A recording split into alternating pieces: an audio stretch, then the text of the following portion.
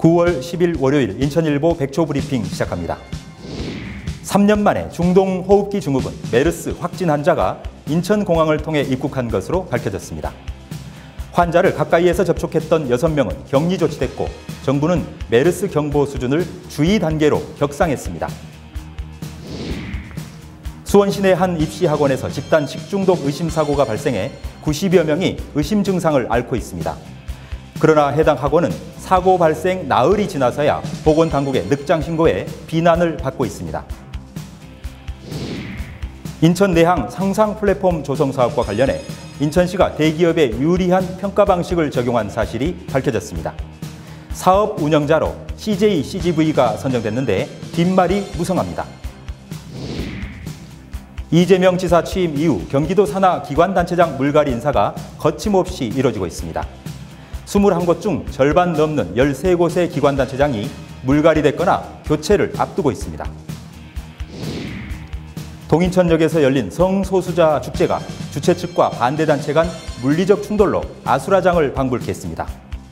반대단체의 거센 반발로 행사 프로그램은 축소됐고 거리 행진도 밤 10시에야 마무리됐습니다. 인천 서구 성남동 영세공장 밀집 지역에서 6개월 만에 또다시 대규모 화재가 나 인근 공장 10개 동을 태웠습니다. 이번 화재 역시 불에 잘 타는 가연성 건축 자재가 화를 키웠다는 지적입니다.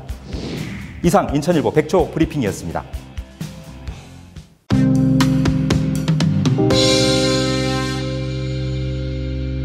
여러분 안녕하십니까?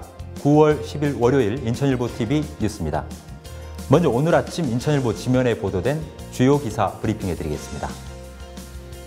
인천판 1면 종합면과 경기판 1면 그리고 인천판 19면 사회면, 4면 정치 종합면 모두 장식하고 있는 큰 기사죠. 국내에서 3년 만에 발생한 중동호흡기 증후군, 즉 메르스 환자가 인천국제공항을 통해 입국한 사실이 밝혀져서 방역과 검역에 비상이 걸렸다는 내용입니다. 질병관리본부에 따르면요, 3주 동안 쿠웨이트 출장을 마치고 지난 금요일 인천공항으로 입국한 서울에 사는 61살 A씨가 메르스 환자로 확진이 됐다고 합니다.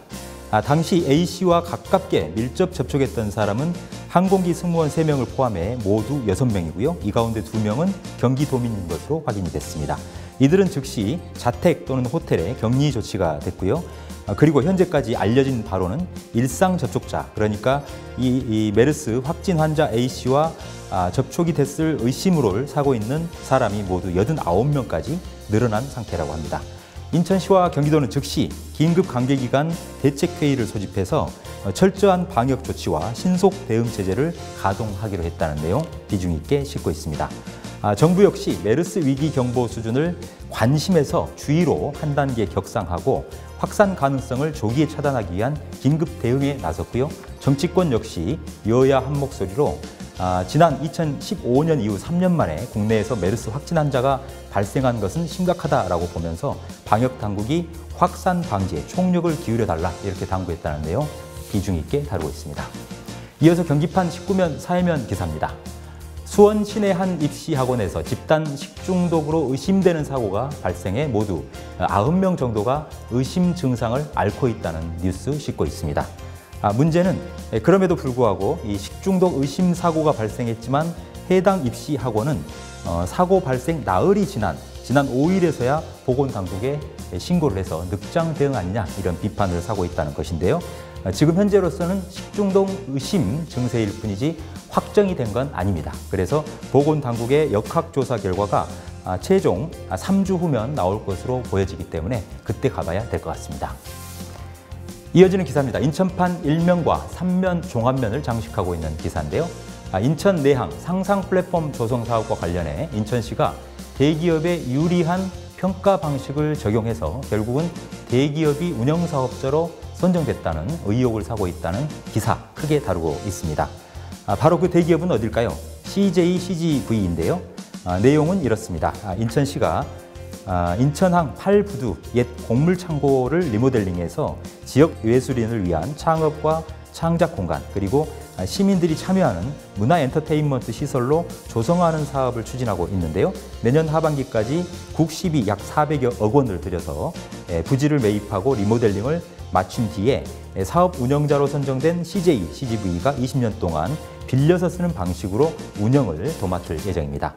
그런데 이 사업 운영자를 선정하는 과정에서 인천시가 대기업에게 절대적으로 유리한 평가 방식을 적용한 탓에 덕분에 이 대기업인 CJ, CGV가 사업자로 선정이 됐다는 내용인데요. 자세한 그 평가표 그리고 중소기업이 탈락한 부분, 이런 부분까지 나와 있는데요. CJ는 이 정량평가에서 만점을 받았고 중소기업은 저 낮은 점수를 받는 데 그쳐서 실질적으로 대기업에 유리한 정량평가가 결과적으로 이 사업 운영자 선정에 핵심적이고 결정적인 역할을 했다, 이런 내용을 폭로하고 있습니다. 네, 이어서 경기판 일면 종합면 기사입니다. 이재명 경기지사가 취임한 이후에 경기도 산하 기관 단체장들의 물갈이 인사가 그야말로 거침없이 이루어지고 있다는데요. 자세하게 다루고 있습니다. 지금 현재 경기도 산하 주요 공공기관은 모두 21곳으로 평가를 받고 있는데요. 이 가운데 인사청문회를 거쳐야 하는 이른바 빅6 기관을 포함해서 이미 교체가 됐거나 교체를 눈앞에 두고 있는 기관 단체장 자리가 모두 13곳이라고 합니다. 그러니까 21곳 중 13곳이니까 이미 약 60% 가깝게 물갈이가 이루어졌거나 물갈이가 되고 있다는 것인데요. 네, 이 이재명 경기지사의 거침없는 행보, 앞으로 어디까지 갈지 좀 지켜봐야 할 것 같습니다. 네, 다음은 인천판 19면 사회면 기사 살펴보시겠습니다. 사회적 관심을 모았던 성소수자 축제, 퀴어 축제죠. 인천에서 처음 개최가 됐는데요. 지난 토요일 저녁 동인천역 북광장에서 개최가 됐습니다. 당초 우려했던 물리적 충돌 결국 발생했습니다. 이 주최 측과 반대 단체 회원들 간에 물리적인 충돌이 빚어지면서 현장은 그야말로 아수라장을 방불케했다고 하는데요. 저녁 7시 시작한 행사는 급기야 밤 10시가 돼서야 끝났다고 합니다. 반대단체 회원들은요, 이 퍼레이드를 벌이려고 했던 주최 측의 타이어를 훼손하는가 하면 인도를 가로막고 행진을 막아서는 바람에 가운데서 이 충돌을 막으려고 했던 경찰이 안간힘을 썼지만 결국은 8명이 체포되는 등 현장이 혼란스러웠다라는 것인데요. 주최 측은 이번 행사가 나름대로 의미가 있었다고 보고 내년에도 인천에서 행사를 계속 개최하겠다라는 강한 입장을 피력해서 앞으로 내년에도 또 다른 충돌이 빚어지지 않을까 우려된다라는 내용입니다. 끝으로 같은 인천판 19면 사회면 기사 보시겠습니다. 지난 금요일 오후 인천 도심을 시커멓게 뒤덮었던 검은 연기, 공포에 휩싸였던 시민들이 많으셨을 텐데요. 이날 화재의 연기는 멀리 부평은 물론이고 부천, 시흥에서도 관찰이 될 정도였는데요. 인천 서구 성남동의 도색 전문업체 창고에서 발화가 된 불이 인근 공장으로 옮겨 붙으면서 모두 10개 동의 공장과 창고를 태우는 큰 화재로 번졌습니다. 다행히 큰 인명피해는 없었습니다만 주민 1명과 소방관 1명이 가벼운 상처를 입었는데요. 성남동 일원에서는 6개월 전인 지난 3월에도 화학물질업체에서 큰 화재가 발생했죠. 6개월 만에 또다시 대규모 화재가 발생했는데 역시 이번 화재의 원인도 불에 잘 타는 가연성 건축 자재로 공장과 창고가 건축이 됐기 때문에 화재를 키웠다, 이런 지적을 받고 있다는 내용 다루고 있습니다. 인천일보 주요 기사를 정리해드리는 오늘의 인천일보는 여기까지입니다.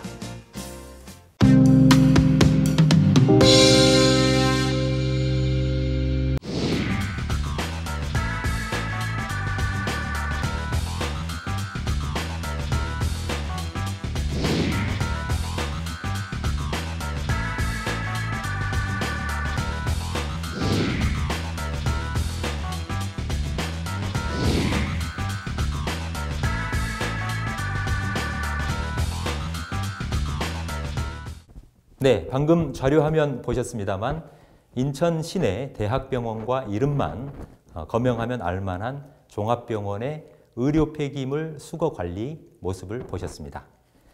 의료기관이 배출하는 의료 폐기물, 이 2차 감염이 만약 됐을 경우엔 국민 건강에 심각한 위협을 줄 뿐더러 환경 파괴도 불러올 수 있는 문제점이 있는데요. 그런 점에서 관리가 매우 중요할 것 같습니다. 오늘은 인천 지역의 의료 폐기물 관리 실태, 그리고 보완해야 할 점은 무엇인지 전문가 모시고 말씀 나눠보도록 하겠습니다. 환경부 산하 사단법인 한국의료폐기물 전용용기협회 김종선 사무총장 모셨습니다. 사무총장님 어서 오십시오. 네, 안녕하십니까. 인천 지역의 의료 폐기물 이 관리 실태를 중심으로 얘기를 좀 나눠볼까 하는데요. 의료 폐기물의 배출이나 처리는 일정한 어떤 절차를 거치도록 돼 있는 걸로 알고 있는데요. 어떤 과정을 거치도록 돼 있습니까? 의료 폐기물은 이제 병원에서 이제 수주 운반 업체를 통해서 소각장으로 보내어져서 이제 소각 처리를 하고 있는데, 이 경우 정부의 이제 허가를 받은 전문 업체와 위탁 처리 계약서를 체결해서 처리가 되고 있습니다. 그리고 그 계약서를 작성할 때에는 반드시 이제 운반 비용과 처리 비용을 이제 별도로 기재하게 돼 있는데, 의료 폐기물 인수인계 인수인계 시 반드시 폐기물의 무게를 또 달아서 그 무게를 이제 정부에서 운영하고 있는 그 올바로 시스템에 반드시 입력하게 돼 있습니다. 그런데 이제 저희 그 개인 의원 1차 병원이라고 표현을 하거든요. 네, 그 동네 의원 말씀하시는 거죠? 개인 네. 의원, 작은 의원들은 이 의료 폐기물 나오는 그 의료 폐기물 양이 상당히 이제 적게 나오다 보니까 이 수주 운반 업체하고 위탁 계약을 할 시 요 중량을 다뤄야 되는데 중량이 미비하니까 요 단순하게 월 5kg 미만은 평균적으로 얼마 이렇게 이제 정하다 보니까 그 중량이 저희 그 올바로 시스템에 정확하게 입력이 안 되는 그런 문제점은 좀 있습니다. 네, 그렇군요. 일반 쓰레기도 종량제 봉투를 사용하지 않습니까? 마찬가지로 의료 폐기물은 더 관리가 철저하게 돼야 될 것 같은데요. 지금 현행 법이 정하고 있는 이 전용 용기를 사용하도록 하고 있는 것으로 알고 있는데, 실제로 인천 지역 의료기관들 실태는 어떻습니까? 잘 준수가 되고 있는지요? 저희가 지금 의료 폐기물 전용 용기를 사용할 때는 그 정부가 지정한 검사기관이 있습니다. 그 검사기관에서 검사를 꼭 받고 합격된 제품만 전용 용기를 이 통지서, 합격 통지서를 꼭 확인하고 사용처에서 사용해야 되는데, 지금 많은 병원에서는 수지 운반 업체와 그 위탁 처리 계약을 할 때 그 의료 폐기물 전용 용기 가격을 그 폐기물 가격에 포함해서 이렇게 납품이 공급이 되다 보니까 그 병원에서는 수지 운반 업체에서 갖다 주는 전용 용기가 그 검사를 받은 용기인지 확인하기가 상당히 지금 어려운 그런 실정이 있습니다.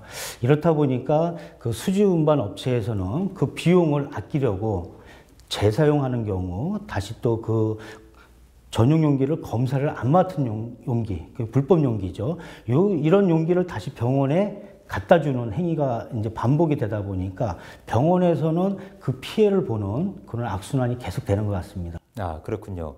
앞서 자료 화면에서도 보셨습니다만, 특히 인천 지역의 경우에는 이처럼 전용 용기가 제대로 활용되지 않고 있는 데 대해서 인천시를 비롯해서 10개 군구가 있는데요. 행정기관의 지도 감독은 제대로 이루어지고 있는지요? 지금 그 정보 공개 자료를 보시면 아시겠지만 그 점검을 그 한 숫자는 많은데 실제로 그 제대로 된 점검이 이루어지는지는 조금 아쉬움이 좀 있습니다. 그래서 저희가 이 자료에 보면 남동구에서 지도 점검을 한 그 병원들이 있는데 이 점검이 제대로 이루어지질 않아서 그 문제가 좀 발생하는 것 같고요. 또 의료 폐기물은 보건소 위생과에서 지도 점검을 하는 것이 바람직한데, 지금 현재는 그 구청의 청소과 다원 순환과 이쪽에서 이제 담당을 하다 보니까 그 전문성이 좀 떨어지고 공무원의 그 특성상 약 2년마다 그 인사이동으로 그 의료 폐기물 관리에 일관성이 좀 떨어지고 있습니다. 그러다 보니까 병원에 점검은 하지만 의료 폐기물 관리 개선에는 조금 미흡한 점이 많은 것 같습니다. 이 의료 폐기물 처리가 규정대로 제대로 이루어지고 있지 않은 가장 큰 이유 또는 문제점은 무엇이라고 볼 수 있습니까? 그 현행 그 폐기물 관리법에는 그 환자에게서 발생되는 그 분비물 묻은 휴지, 폐기물 이런 모든 건 감염의 이유로 의료 폐기물로 이제 지정하고 있는데요. 그 병원 관계자들은 환자에게서 발생되는 그 분비물 묻은 그 휴지, 그 침, 가래, 땀 등을 이 의료 폐기물이 아닌 일반 폐기물로 인식하고 그 일반 쓰레기통에다 버리는 게 경우가 많습니다. 이것은 이제 의료 폐기물에 대한 교육이 미비하고 병원의 관계자들이 인식을 하지 못해서 이 불법이 자행되고 있는 것 같습니다. 현재 우리나라는 병원 관계자 중 한 명만 그 법정 교육을 이수하면 되는데 그 교육 이수한 분이 동료나 청소하시는 분, 이런 분하고 이제 정보가 공유가 잘 안 되고 교육을 또 따로 해주질 않기 때문에 그 의료 폐기물 관리가 제대로 이루어지지 않는 것이고, 또 이제 질병이 발생하면 지역 그 보건소에서 지역 병원을 관리 감독을 하고 있는데, 이 의료 폐기물의 관리 감독은 다시 또 지역 청소과 또 자원순환과 이쪽 관리 감독을 하다 보니까 일관성이 좀 떨어지고, 지역 보건소와 지역 청소과 또는 자원순환과 간의 그 소통이 원활하지 않다 보니 병원에서는 정확한 정보가 없기 때문에 관리가 잘 안 되는 것 같습니다. 네, 충분한 재교육, 그다음에 생활화 뭐 이런 부분들이 필요한데 행정 지도가 제대로 이루어지지 않고 있다, 이렇게 정리할 수 있겠군요. 자, 그렇다면 의료 폐기물 처리의 안정적인 정착을 위해서는요, 어떤 점이 보완되어야 한다고 생각하시는지요? 네, 첫 번째로는 그 이력 관리가 되는 안전한 그 의료 폐기물 전용 용기의 사용입니다. 그 사용자가 전용 용기를 사용할 때 그 검사기관에서 검사를 받은 용기인지, 검사를 받지 않은 용기인지, 또 재사용해서 사용되는 용기인지 꼭 확인 후 전용 용기를 사용해야 그 불법 용기가 유통되는 것을 근절할 수 있는 것입니다. 근데 현재 전용 용기의 그 이력을 핸드폰으로 이렇게 이력 관리를 바로 확인할 수 있는 전용 용기가 지금 많이 보급되고 있는 실정입니다. 네. 그리고 이제 두 번째는 공무원의 그 인력이 부족한 그 공무원의 특성상 의료 폐기물 관리 감독이 어려운 만큼 교육을 받은 그 지역 시민 또는 시민 단체들이 참여하여 그 안전한 의료 폐기물 전용 용기 사용 및 관리 등을 절실히 필요하다고 할 것입니다. 또 병원균 등의 2차 감염의 피해자는 내 가족이나 동료가 될 수 있다는 생각으로 우리 모두가 이제 감시자가 되어야 하고, 한국 의료 폐기물 전용 협회에서는 그 전문 교육을 받은 강사진을 배출해서 모니터링 및 계도를 계속 해나갈 것입니다. 그리고 세 번째는 정부나 지자체에서 적극적으로 의료 폐기물 관리 요령이나 법령을 홍보하거나 협조 공문을 발송하여 병원이나 동물병원 등에서 안전하게 관리가 되도록 노력해야 될 것 같습니다. 네, 그렇군요. 전용 용기를 의무적으로 사용해야 하고, 또 주민들이 직접 관리 감독에 참여할 수 있는 그런 틀도 좀 필요할 것 같고, 정부와 지자체가 적극적으로 의료기관을 상대로 한 홍보, 교육 이런 부분들도 필요하다는 말씀이시군요. 네, 잘 알겠습니다. 오늘 말씀 고맙습니다. 감사합니다. 네, 의료기관이 배출하고 있는 의료 폐기물 관리, 2차 감염으로 가지 않도록 하는 것이야말로 국민 건강을 지키는 첩경이자 선결 과제가 아닐까 싶습니다. 네, 오늘 한국 의료 폐기물 전용 용기협회 김종선 사무총장과 함께했습니다.